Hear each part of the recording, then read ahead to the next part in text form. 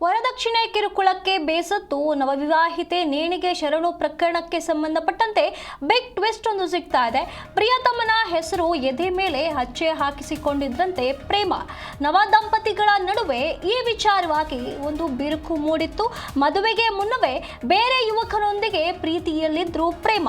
ಪ್ರಿಯತಮನ ಹೆಸರು ಎದೆ ಮೇಲೆ ಹಚ್ಚೆ ಹಾಕಿಸಿದ್ದಕ್ಕೆ ಗಂಡ ಕೋಪಗೊಂಡಿದ್ದ. ಈ ವಿಚಾರವಾಗಿ ಪ್ರತಿನಿತ್ಯ ಗಂಡ ಹೆಂಡತಿಯ ನಡುವೆ ಗಲಾಟೆ ಆಗ್ತಾ ಇತ್ತು. ಮನನೊಂದು ಈ ಪ್ರೇಮ ಎಂಬುವಂತ ಯುವತಿ ಆತ್ಮಹತ್ಯೆಗೆ ಶರಣಾಗಿದ್ರು.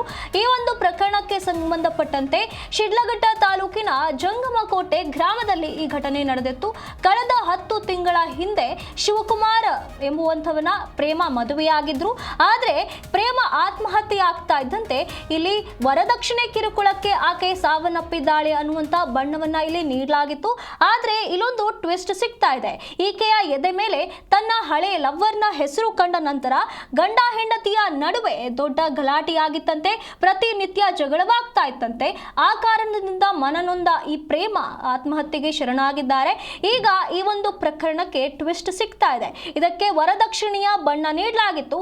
ಆದ್ರೆ ಈಗ ನೈಜ ವಿಷಯ ಹೊರ ಬಂದಿದೆ. ಶಿಡ್ಲಘಟ್ಟ ಗ್ರಾಮಾಂತರ ಪೊಲೀಸ್ ಠಾಣೆಯಲ್ಲಿ ಈ ಘಟನೆ ನಡೆದಿದೆ. ಈ ಒಂದು ವಿಷಯ ಈಗ ಹೊರಬರ್ತಾ ಇರುವಂತದ್ದು. ಗಂಡ ಹೆಂಡತಿಯ ನಡುವೆ ಯಾವ ವಿಚಾರಕ್ಕೆ ಗಲಾಟೆ ನಡೀತಾ ಇತ್ತು, ಯಾವ ವಿಚಾರಕ್ಕೆ ಪ್ರೇಮ ಮನನೊಂದಿದ್ರು ಅನ್ನುವಂತ ಮಾಹಿತಿ ಈಗ ಹೊರಬರ್ತಾ ಇದೆ. ಈ ಒಂದು ಅಚ್ಚಿಯನ್ನ ನೋಡಿದ ನಂತರ ಗಂಡ ಇದರಿಂದ ಶಾಕ್ ಆಗಿದ್ದಾನೆ. ಶಾಕ್ ಆಗಿ ಇಬ್ಬರ ನಡುವೆ ಗಲಾಟೆ ನಡೀತಾ ಇತ್ತು. ಆ ಕಾರಣದಿಂದ ಈಕೆ ನೇಣಿಗೆ ಶರಣಾಗಿದ್ದಾಳೆ ಅನ್ನುವಂತ ಮಾಹಿತಿ ಬಂದಿರುವಂತದ್ದು. ಈಕೆ ಗಂಡನ ಮನೆಯಲ್ಲಿ ನೇಣು ಬಿಗಿದು ಆತ್ಮಹತ್ಯೆ ಮಾಡಿಕೊಂಡಿರುವಂತ ಪ್ರಕರಣ ಇದು. ಶಿವಕುಮಾರ್ ಮತ್ತು ಪ್ರೇಮ ಎಂಬುವಂತವರು 10 ತಿಂಗಳ ಹಿಂದೆ ಮದುವೆಯಾಗಿದ್ರು. ಆದ್ರೆ ಇಲ್ಲಿ ಈಕೆ 10 ತಿಂಗಳ ನಂತರ ನೇಣಿಗೆ ಶರಣಾಗಿರುವಂತ ಪ್ರಕರಣ ಬೇರೆ ಬೇರೆ ಆಯಾಮದಲ್ಲಿ ಹೋಗ್ತಾ ಇದೆ.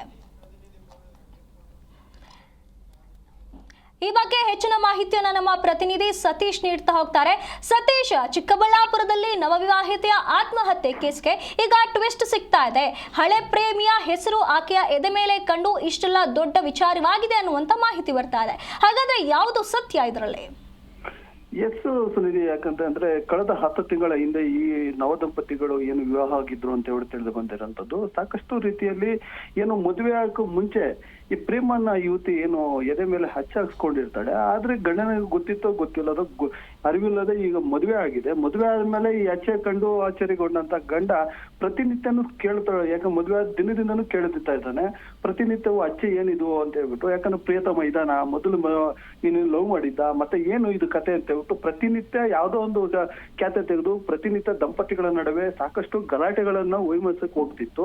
ಅದರಂತೆ ರಾಜಿ ಪಂಚಾಯತಿಗಳು ಸಹ ಸಾಕಷ್ಟು ದೊಡ್ಡವರು ಮಧ್ಯದಲ್ಲೇ ನಡೆದಿರೋಂಥದ್ದು. ಆದ್ರೂ ಸರಿಪಡಿಸ್ಕೊಂಡು ಜೀವನನ ಕಟ್ಕೊಳ್ಬೇಕಾಗಿದ್ದ ನವದಂಪತಿಗಳು, ಯಾಕಂದ್ರೆ ಮದುವೆಗೂ ಮುಂಚೆ ಏನಾದ್ರೂ ಆಗಿರ್ಲಿ, ಮದುವೆ ಆದ್ಮೇಲೆ ನವದಂಪತಿಗಳನ್ನು ಸುಖವಾಗಿರ್ಬೇಕಾಗಿತ್ತು. ತಾನಾಯ್ತು, ತನ್ನ ಸಂಸಾರ ಆಯ್ತು, ತನ್ನ ಹೆಂಡತಿ ಜೊತೆ ಇರ್ಬೇಕಾಗಿದ್ದಂತ ಈ ನವದಂಪತಿಗಳು ಇವತ್ತು ಏನು ಅನುಮಾನದ ಒಂದು ಭೂತ ಬಂದು ಈ ಏನ್ ಸಂಸಾರದಲ್ಲಿ ಎಡಮಾಡ ಕೊಟ್ಟಾಗ ಈ ಪ್ರೇಮ ಅನ್ನೋರು ಪಾಪ ಏನು ಒಂದು ಆತ್ಮಹತ್ಯೆ ಮಾಡ್ಕೊಂಡಿರೋಂಥದ್ದು. ಇದನ್ನ ನೋಡ್ತಾ ಇದ್ರೆ ಸಾಕಷ್ಟು ಕುತೂಹಲ ಮೂಡಿಸುತ್ತೆ. ಯಾಕಂತಂದ್ರೆ ಮದುವೆ ಆಗಿದ್ ಕೇವಲ 10 ತಿಂಗಳಾಗಿದೆ, ವರ್ಷಗಳು ಸಹ ಕಳೆದಿಲ್ಲ, 1 ವರ್ಷ ಸಹ ಪೂರೈತಿಲ್ಲ. ಕಳೆದ 10 ತಿಂಗಳಾಗಿರೋಂಥದ್ದು ನವ ಜೋಡಿಗೆ ಇವತ್ತು ಈ ಅನುಮಾನ ಅನ್ನೋ ಒಂದೇ ಒಂದು ಅನುಮಾನ ಇವತ್ತು ಜೀವ ಪಕ್ಷಿ ಹಾರೋಗಿದೆ ಅಂತಾನೆ ಹೇಳ್ಬೋದು ಸುನಿಧಿ. ಧನ್ಯವಾದಗಳು ಸತೀಶ್ ನಿಮ್ಮೆಲ್ಲ ಮಾಹಿತಿಗಾಗಿ.